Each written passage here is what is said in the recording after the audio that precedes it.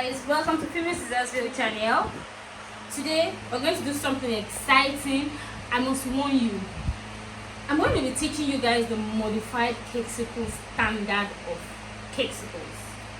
The coat, not the cut and the one that you cut the cavities first and then you put some cake in it and then you seal it up with more chocolate. This type of Cakesicle is actually very beautiful. It always comes out with a very clean canvas, at least 99% of the time, but it is actually very time consuming, So it's more like no pain, no gain. You need to put some more time into preparing this, and then you always be guaranteed a good result. These are the kind of Cakesicles that you use to get character Cakesicles and all of that, because already the canvas is blank and then it leaves you to explore with designs and ideas on the Cakesicle. So come with me, let's go through the step-by-step procedure of achieving modified Cakesicles that's been selling really nicely among my clients. So I'd like to teach you so that you can also let your clients have this kind of amazing awesomeness in Cakesicles. So first of all, before you make Cakesicles, you need any good compound chocolate. I'm not one to actually mention brands, I'm sorry, because it's a public space. So the best I can do is to just let you know that any good compound chocolate will work. This is what a compound chocolate looks like. It just comes in bars. It comes in the large commercial bars, 1 kg bar, 2 kg, 5 kg, as the case may be. So there are different brands out there.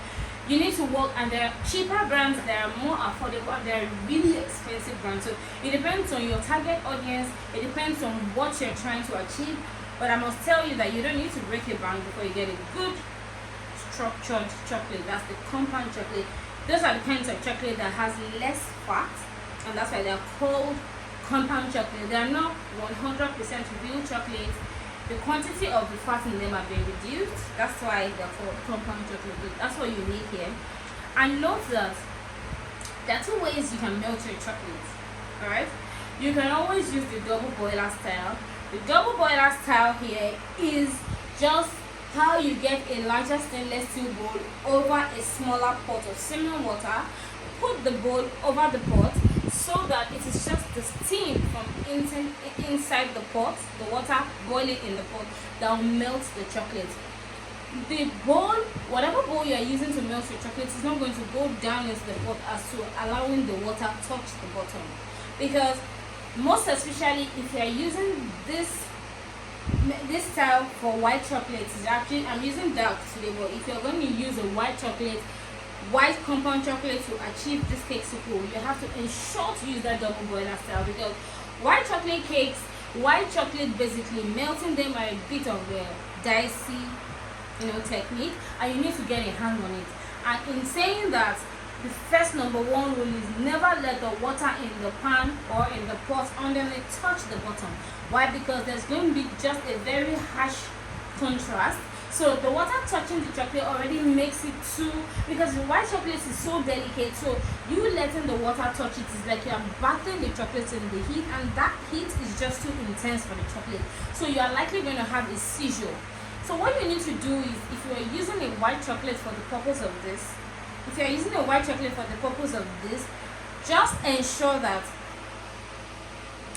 if you are using a white chocolate for this, always ensure that first of all, put your water in over the heat, put it on high heat, just allow it to simmer, boil like bubble boiling. After we turn the heat to the lowest possible level it can be, and then you just place your bowl over it. When you do that, the heat inside the pot with the water would have reduced, because you would have reduced the heat from the fire, definitely. And then you are only left with the steam that is trapped in with the pot, with the bowl that you have used to cover your pot. I hope you understand. But it's actually very straightforward. Maybe I will illustrate that. Let me see if I will do that. Okay, so let's just see this. I have this pan here. This is not a pot, but I just want to illustrate with this, because trust me, before you can get a good chocolate, you have to make sure that you get the rudiments right. So let's assume this is a pot over the heat. Let's assume we've put the water in it. This is an 8-inch pot. an 8-inch cake pan. Please, can I get a bowl, anything? That one. Okay. So I'll just have this illustration with these two cake pans. This is a 10 inches pan and this is an 8 inches pan. So I just put water in this one. It's not significant. I use it for something else. I'm just using it to illustrate. So you put, let's assume this is your pot. You put your water over the heat with water not even up to this, maybe like quarter way up. Allow it to boil like I was saying earlier. Once it boils, reduce the heat and then you just place your pan, that your bowl, your stainless bowl preferably, that has your chopped chocolate in it, over it, and just stir constantly until it's well evenly melted and you take it out. That way the water in the bowl is not touching the bottom. It is just the steam coming out from the water that will be enough to melt your chocolate. Remember that chocolate is even delicate anyway, so you don't need something too harsh. The temperature can be too harsh for it. So that will be all for the double boiler style. So in the alternative, if you don't want to use the double boiler style, you can always use the melting pot. This is the melting pot we have here. This already comes as it is.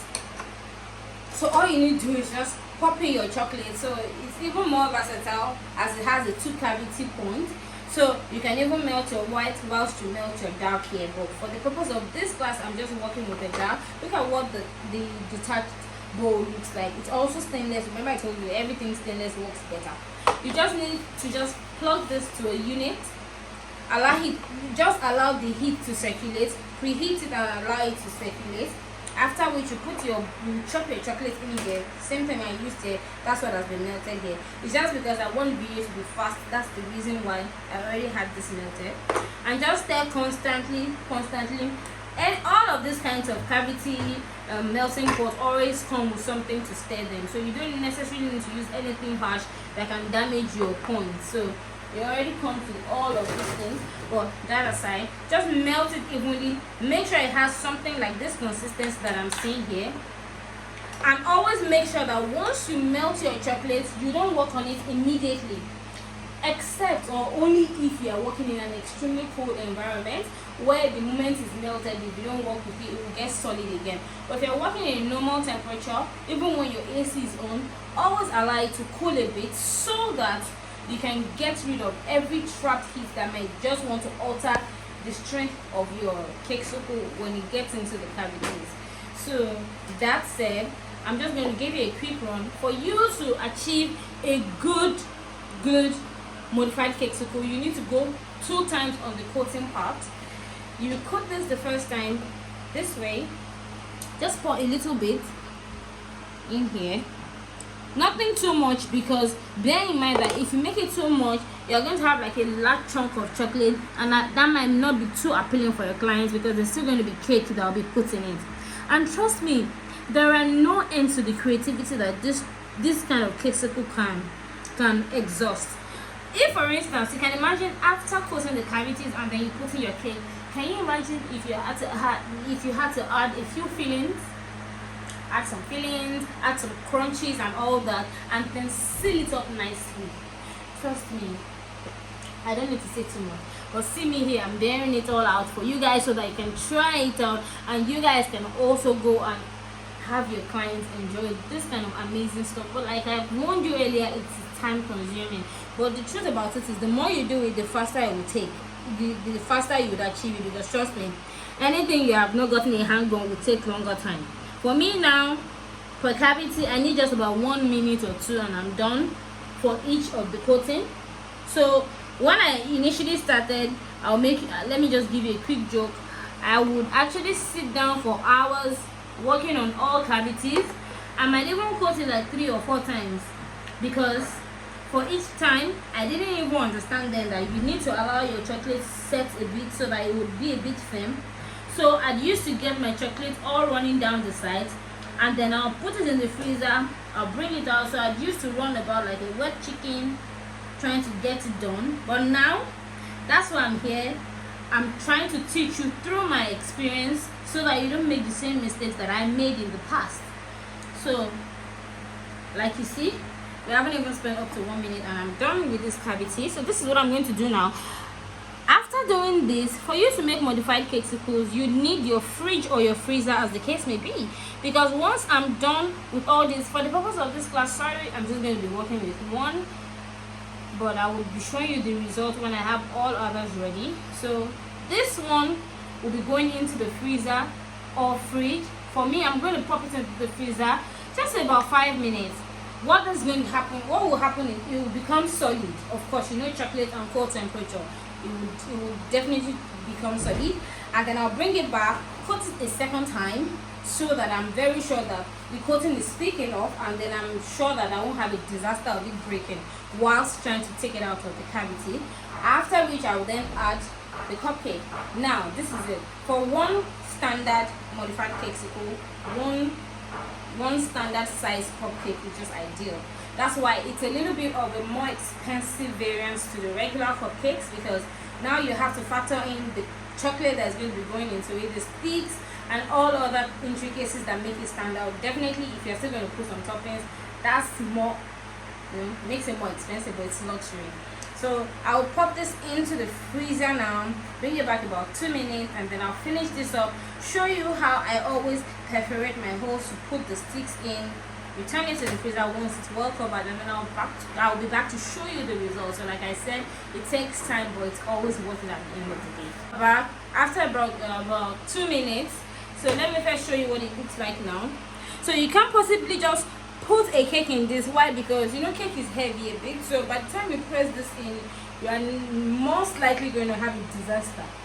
So at this point, you just repeat the process that I had the first time, but this time around you are going to have like a coarse result of chocolate in the surface. Why? Because the cold chocolate just coming out from the freezer together with this melted chocolate would solidify even faster than what was popped in the freezer. Why? Because of course you know how cold temperature always helps chocolates to set fast. So you just keep turning this. Please, I hope the video is close enough. See? Can you see that already? As I'm just coating it, it is already firming up. So what I do is, after adding my second batch of chocolate, I don't normally pop it back into the freezer, because I need to perforate the hole to hold up the stick. The cakesicle sticks are seen here.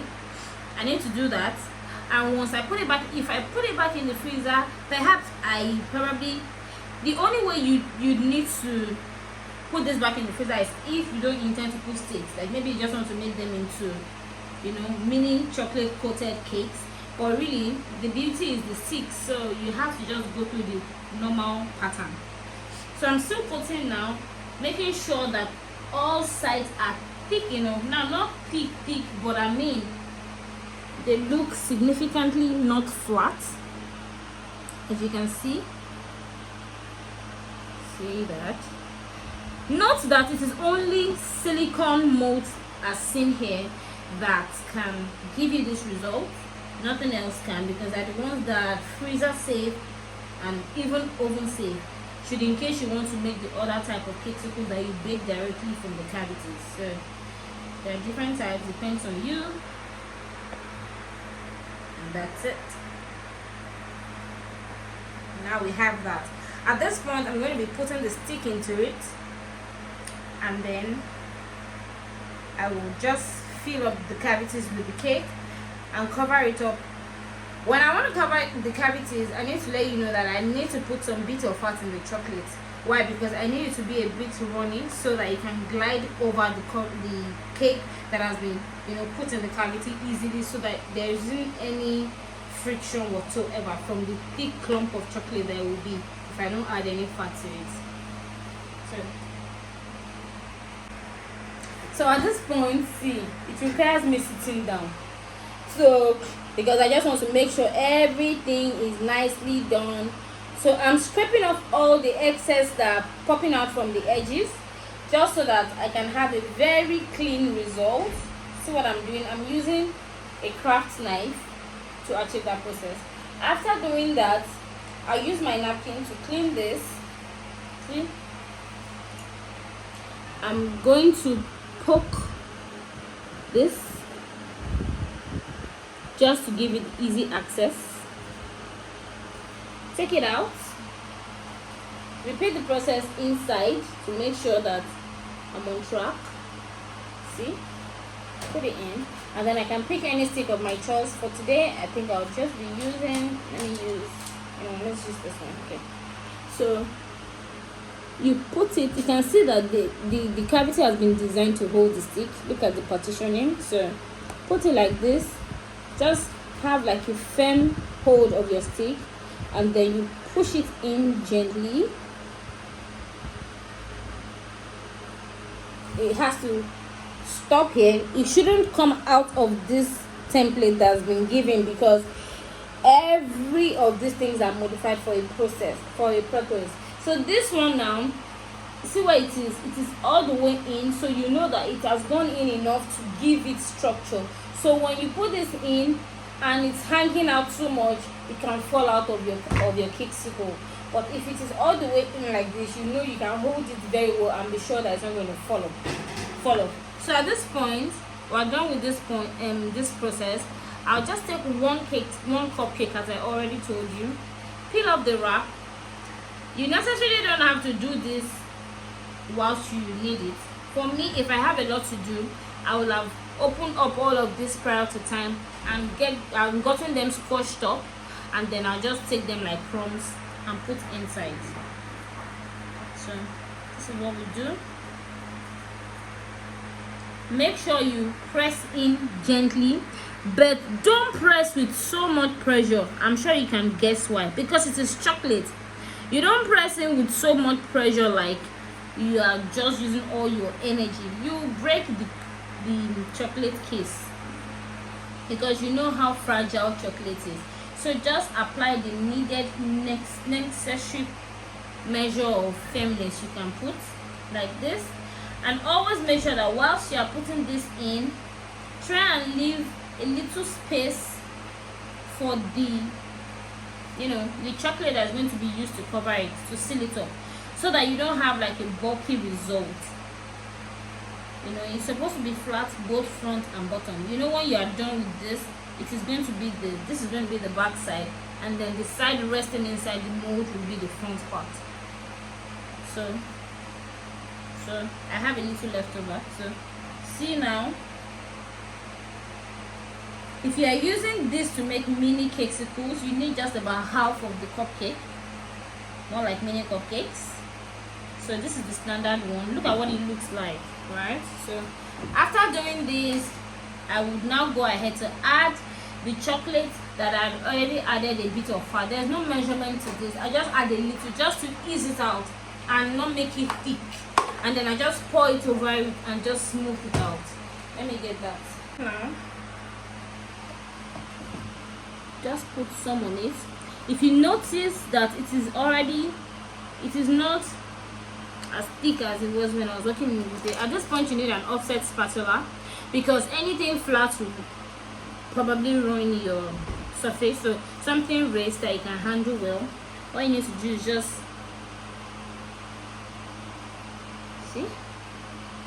scrape it off. I'm sure some people would think this is such a hard task, but it is what it is. Modified Cakesicles. The result is always worth it. I'm serious. I'm not joking. So see why you need your offset.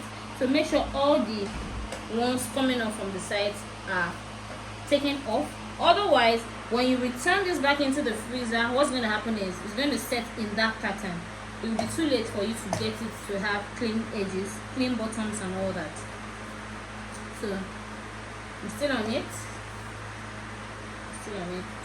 This needs a little bit of fine-tuning, nothing serious, just a scene, trying to make sure everything is well distributed in all the corners.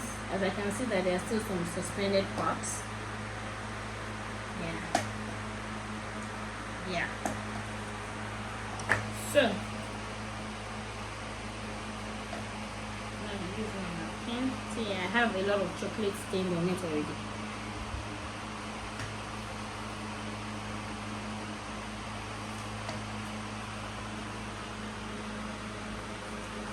So I've had questions like, do you do this if you have 200 Cakesicles? The answer is yes.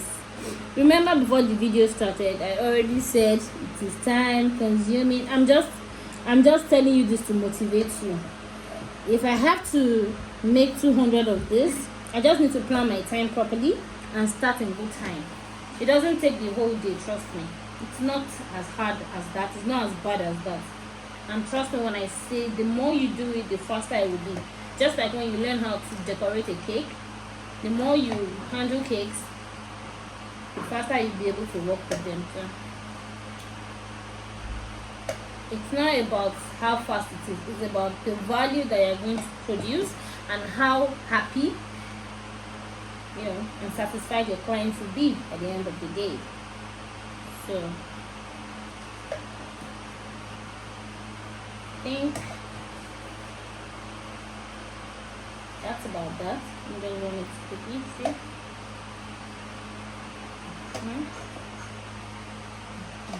So at this point, I just use this to just clean off any excess. Then note that this is my kitchen towel used solely for this purpose.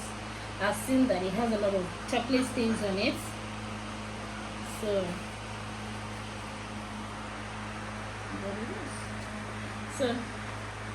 we're done now. So what is left is for this to just go back into the freezer. Now freezer, not fridge. Freezer, because this is the final stage and it needs to get really, really rock hard before you can take it out of the cavity. Otherwise, it will most likely record a disaster. Remember, you've worked so hard for this. So this remaining part of your setting time, just be patient. Otherwise, you don't want to go back to square one. So I'll be back when it's out.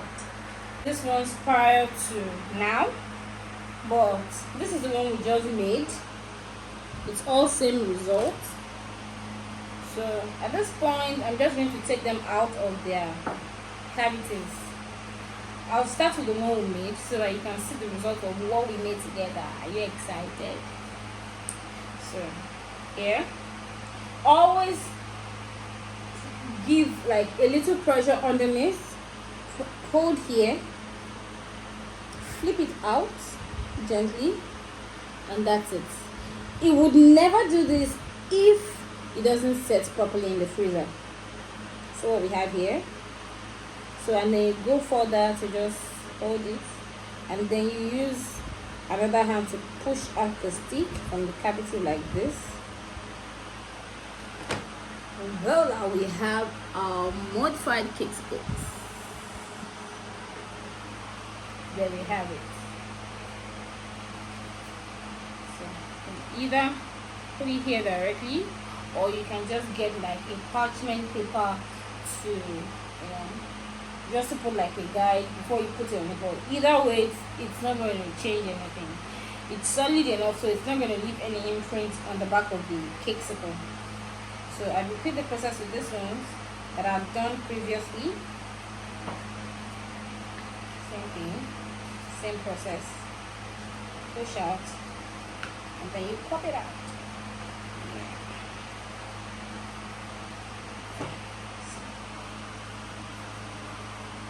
So can you imagine the beauty of this? I will still have to fine tune it, like cleaning up the sticks, because of whilst making it, clean up the sticks and everything. You can imagine how so amazing, or not annoying, how so amazing this already looks. So I drop that again.